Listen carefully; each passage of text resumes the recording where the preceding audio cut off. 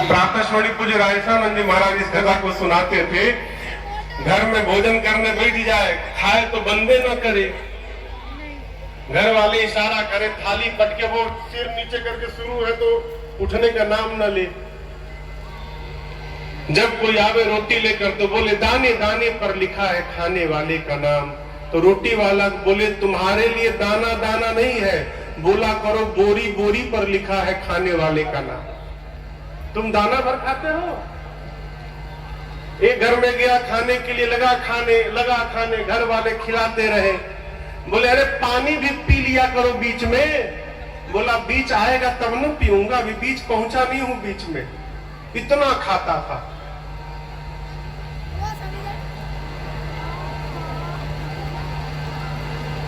स्वामी जी कहा करते थे कोई ज्यादा नहीं खाता है, सब उतना ही खाता है जितना उसका खाता है।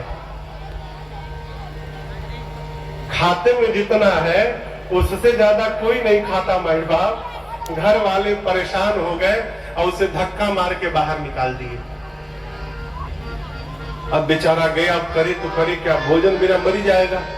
जाते जाते देखा एक आश्रम के द्वार पर एक मोटे साधु बाबा बैठे थे। मोटे एकदम, तोंद निकला है पूरा एकदम सामने। वो देखा तो बोला अरे इतने मोटे यानी बहुत खाते होंगे, इतना भोजन तो मिल ही रहा होगा इनको।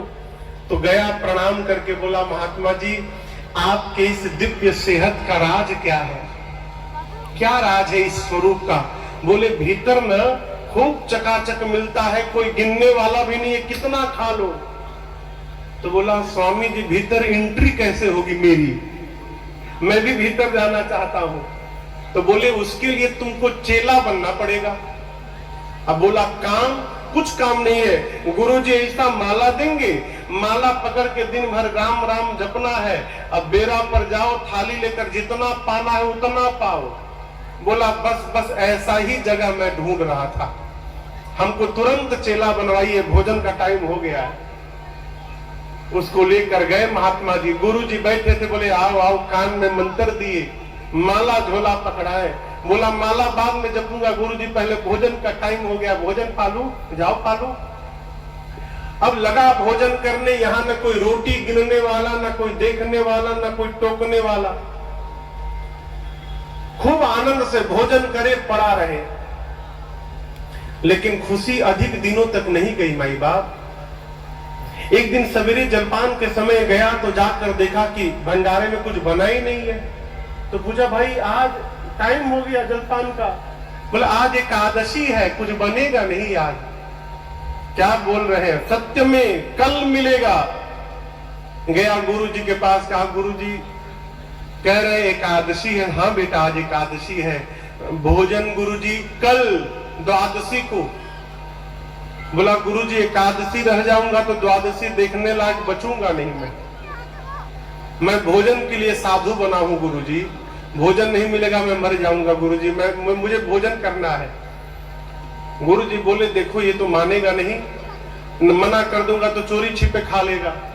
बोले अच्छा एक काम करो, यहां तो बनेगा नहीं, तुम राशन ले लो और राशन लेके जाओ, नदी के किनारे बना के खा लेना तुम, लेकिन ठाकुर जी को पहले भोग लगा देना फिर खाना। एक दूसरे चेले को गुरुजी बोले देखो बहुत ज्यादा खाता है ये, तो 2 आदमी का भोजन देना, इसको राशन दे देना, अपना बनाएगा। गया नदी के किनारे नहाया, 2 आदमी का राशन था, भोजन बनाया। अब बनाने के बाद गुरुजी की बात याद आई कि भगवान को भोग लगाना। सामने रखा, कहा राम जी भोग लगा लीजिए फिर मैं पाऊंगा। घंटों रटता रहा, भगवान आए ही नहीं। बार बार कहता है, यहाँ स्वामी जी एक भजन गाते थे, कहता है अरे मेरे राम आइए, प्रभु राम आइए, मेरे भोजन का भोग लगाइए। मेरे राम आइए, प्रभु राम आइए, मेरे भोजन का भोग लगाइए। मेरे भोजन का भोग लगाइए। अब वो घंटों कहता रहा, राम आइए, प्रभु राम आइए, भोजन का भोग लगाइए, भगवान आए ही नहीं। अंत में आ गया उसे क्रोध, बोला आखिरी बार बोलता हूं, आना है कि नहीं आना है? अब मैं बोलूंगा नहीं। और आप इस चक्कर में है कि आश्रम में पालूंगा, वहां के डर के मारे मैं इधर आया हूं। वहां के भरोसे बैठोगे तो ठन ठन गोपाल हो जाओगे, वहां बना ही नहीं है यार। इसलिए पाना है तो सीधे आके भोग लगाओ, नहीं तो मैं शुरू कर दूंगा। अब जब ऐसे बोला भगत, तो आपको बतावे उसके सामने भगवान साक्षात प्रकट हो गए हो, प्रकट हो गए। लेकिन आप तो खुशी में ताली बजा दिए, वो खुश नहीं भया, वो दुखी हो गया। क्यों? बुलाया था राम जी को, आ गए सीताराम जी, दो लोग आ गए। अब वो देखा दो आदमी का भोजन है, दो यही आ गए तो हमारे लिए क्या बचेगा? बोला आप दो लोग आ गए। राम जी बोले हम दोनों साथ में ही रहते हैं। बोले गुरुजी तो नहीं बताए थे, बोले थे राम जी को भोग लगाना। अच्छा अब आए तो पा लीजिए। मैया और भगवान पाए, थोड़ा सा उसके लिए छोड़ दिए, बेचारा आधा पेट पाया। बोला ये बताइए अगली एकादशी को भी आप दो ही लोग आएंगे ना? अभी बेचारा कंफर्म कर लिया अगली एकादशी का। राम जी बोले हाँ बस दो लोग, और कौन है? गया, अगली एकादशी आई तो गुरुजी से कहा गुरुजी आप कहते राम जी का भोग लगाना, सीता राम जी दोनों आए थे, मैं आधी पेट खाया गुरुजी, अब की बार 3 लोगों का राशन दीजिएगा। गुरुजी सोचे लगता है भूखा रह गया होगा, बहुत खाता है ना। बोले अच्छा ठीक है चलो इसको 3 लोगों का राशन दिया जाए। गया, बनाया, बनाकर फिर बुलाने लगा, अरे मेरे राम आइए, मैया साथ लाइए, मेरे भोजन का भोग लगाइए। मेरे राम आइए, मैया साथ लाइए, मेरे भोजन का भोग लगाइए, मेरे भोजन का भोग लगाइए, प्रभु भोजन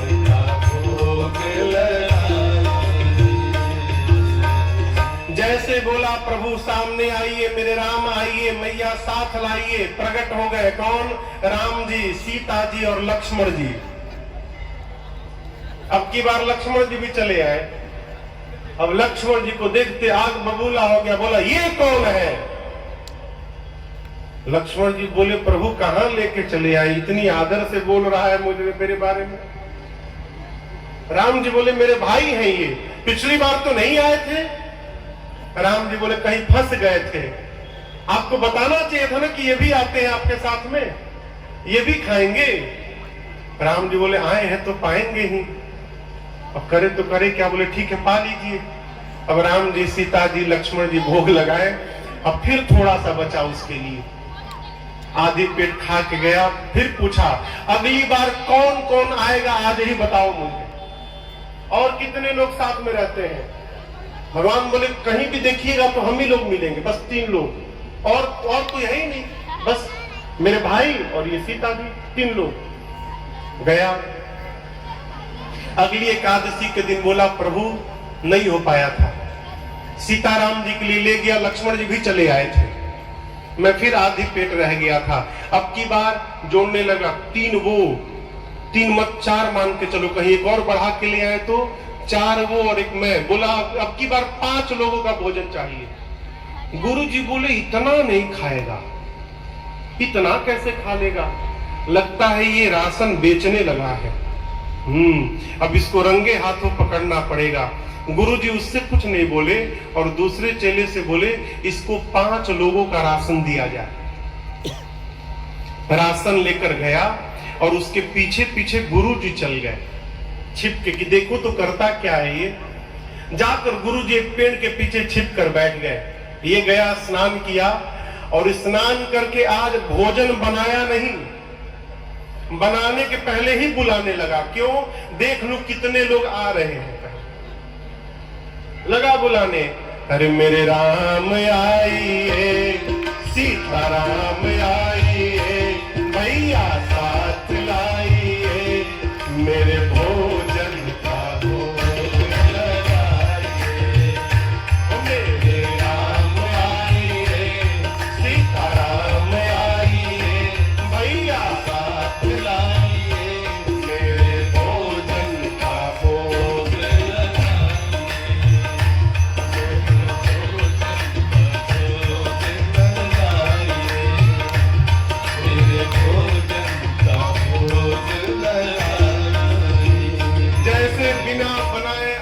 बंद करके बोलने लगा, मेरे राम आइए, सीताराम आइए, भैया साथ लाइए, आइए भोग लगाइए, प्रभु आइए।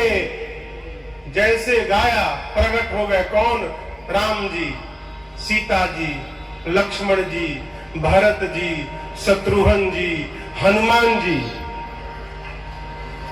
इतने लोग लगा कि नरी, अरे बस करो बस करो बस करो। बोले आप तो हद कर दी, दो तो बढ़ाए, साथ में एक बानर भी लेकर आए हैं। अब चुपचाप बैठा, कुछ नहीं बोल रहा। भगवान बोले कहां है, लाओ भोग लगाए। बोले क्या लगाए भोग? भोजन। कैसा भोजन बनाए? आज तो मैं बनाया ही नहीं। क्यों बनाऊं जब बनाने के बाद आज कुछ नहीं मिलने वाला है? पिछले दिन तो थोड़ा बच भी गया, आज 5 लोगों का लाया हूं, 6 आप ही आए हैं, एक मैं 7, तो आज तो कुछ मुझे मिलेगा नहीं। जब मिलेगा नहीं तो मैं क्यों मेहनत करूं? ये है राशन, अपने बनाओ, खाओ, भोग लगा के जाओ, मैं नहीं बनाऊंगा। बैठ गया, राशन सामने कर दिया, कहा बनाओ खाओ ला जाओ राशन।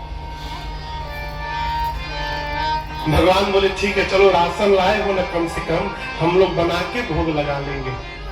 हनुमान जी लगे कूद कूद कर लकड़ी लाने सामान, भरत जी अमनिया करने लगे सब्जी, सब लोग काम में लग गए। सीता जी भोजन बनाने की तैयारी करने लगी। ये चुपचाप बैठ के बुदबुदा रहा, बताओ आप भूखे मार डालेंगे, कल की द्वादशी नहीं देख पाऊंगा मैं, आज मर जाऊंगा मैं। 5 लोगों का भोजन भी लाकर बताओ नहीं भोजन मिल पाएगा मुझे।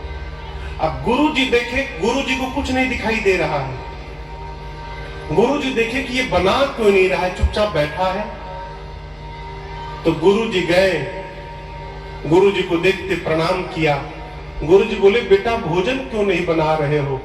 बोला क्यों बनाऊं, जब भोजन बनाने के बाद मिलना ही नहीं है मुझे तो क्यों मेहनत करूं? ये बनाएंगे भोजन करेंगे। गुरु जी बोले बेटा 5 लोगों का राशन लाए हो, बनाओगे तो क्यों नहीं मिलेगा? तो बोला आपको ये राशन दिखाई दे रहा है और यहाँ बारात आकर बैठी है वो नहीं दिखाई दे रहा है। अब गुरु जी बोले मुझे तो कुछ नहीं दिख रहा है, अंदर कौन आया है? बोले यहाँ पूरे राम जी, लक्ष्मण जी, सीता जी, भरत जी, शत्रुघ्न जी, और वो उधर देखिए वो हनुमान जी है, शायद हनुमान जी भी है। इतने सारे लोग आए हैं, आपको नहीं दिख रहा है? गुरु जी बोले बेटा मुझे कुछ नहीं दिख रहा है। अब इसके लिए और समस्या लगा रोने राम जी के पास जाके। गुरु जी, राम जी, एक तो आज ऐसे ही मैं मरने वाला हूँ भूख, ऊपर से आप मेरे गुरु जी को नहीं दिखाई दे रहे हो।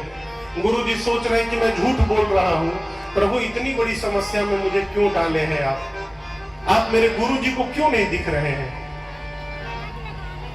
राम जी बोले मैं तुमको तो दिखूंगा लेकिन तुम्हारे गुरु जी को नहीं दिखूंगा मैं।